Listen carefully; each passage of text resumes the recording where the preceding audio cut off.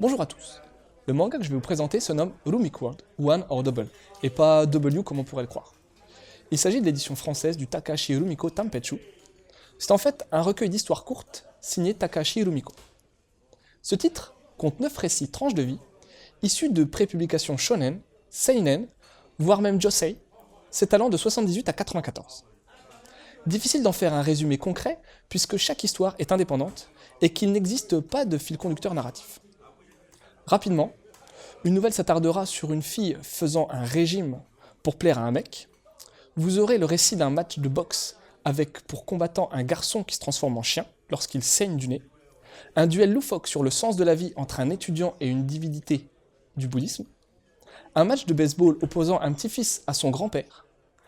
Un rocker possédé par sa grand-mère, fan de théâtre transformiste. Un apprenti kendoka qui aura pour coach sa petite amie hantée par son entraîneur.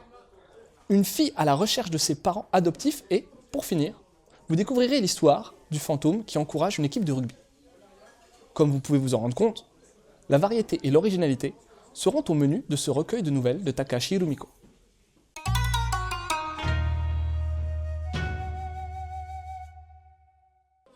Le trait est épuré et d'une grande simplicité. Les personnages ont tendance à beaucoup se ressembler et les décors, bien que riches et travaillés par endroits, demeure tout de même assez rare. Côté mise en case, c'est vraiment du tout bon, car Takahashi Rumiko est capable de nous offrir un découpage à la fois simple et très sophistiqué, mettant clairement la réalisation au service de la narration. Bigrement efficace. Ce qui est intéressant avec cet ouvrage compilant les 17 premières années de carrière de la mangaka, c'est que même si le trait n'évolue que guère, on sent tout de même quelques variations techniques en fonction de la cible et de l'époque.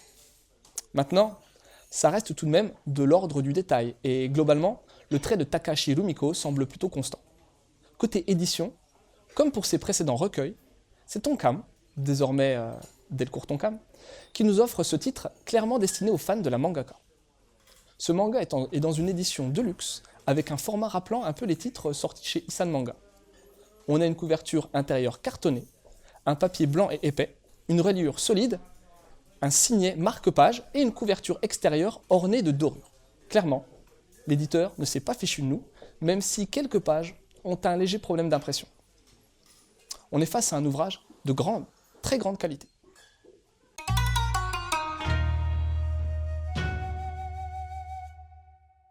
Bon, autant vous le dire tout de suite, je suis un grand admirateur de Takahashi Rumiko, et ce depuis fort longtemps.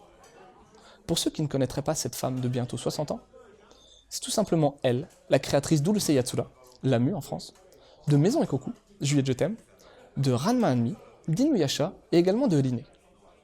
C'est une des figures phares du manga des années 70-80 et la plupart de ses œuvres ont été couronnées d'un succès amplement justifié. L'un des points forts de la mangaka, c'est le récit court, tranche de vie. Tonkam nous avait d'ailleurs fait découvrir certaines de ses nouvelles par le biais de 3 recueils il y a environ 10 ans. Alors oui, j'ai aimé ce titre. On y retrouve les fondamentaux liés à Takahashi, dans un genre qui la caractérise, le tragicomique. Vous voyagerez donc dans des nouvelles de la vie quotidienne japonaise, ponctuées d'éléments narratifs propres à l'imaginaire comme les fantômes, les légendes asiatiques et les métamorphoses, thématiques chères à l'auteur. On retrouvera aussi fréquemment un indémodable de Takahashi Rumiko, les liens entre personnages de différentes générations. Le mélange entre burlesque et drame est toujours juste et bien équilibré, tandis qu'on trouve en toile de fond une critique de la société japonaise. Un léger reproche cependant, c'est l'absence de notes culturelles qui peuvent rendre la lecture partiellement opaque quand on n'a pas certaines clés. Après, il revient à chacun de faire des recherches, si c'est le cas, mais étant donné que l'ouvrage s'adresse à un public aguerri au manga et à la culture japonaise, Delcourt Tonkam n'a peut-être pas jugé utile d'alourdir la lecture avec des notes possiblement superflues. Même sans ça, Takahashi raconte tellement bien quand elle fait du manga qu'on arrive tout de même à entrer dans ses histoires et à les vivre. Bravo Rumiko. Et pour ce qui est des conseils de lecture, je vous orienterai bien vers mon titre préféré de Takahashi Rumiko, à savoir Maison Ikoku, un indémodable du tranche de vie. Urusei Yatsura est le manga qui a mis en lumière la talentueuse mangaka et fait partie des incontournables du manga. Et puis, un titre d'un autre monstre sacré du manga, Short Programme, d'Adachi Mitsuru.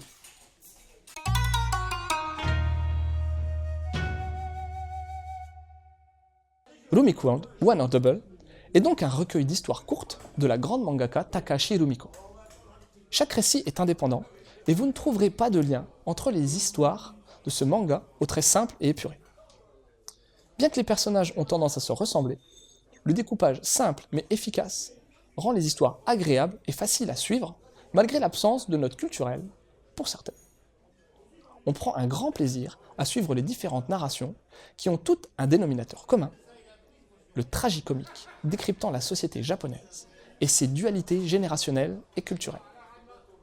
Un manga à conseiller aux fans de la mangaka ou bien à ceux qui souhaitent découvrir des œuvres courtes de cadors historiques du manga moderne. C'est chez Delcourt Tonkam, dans une fort belle édition de luxe, au prix de 19,99 €. Sur ce, je vous souhaite une bonne lecture et à la prochaine.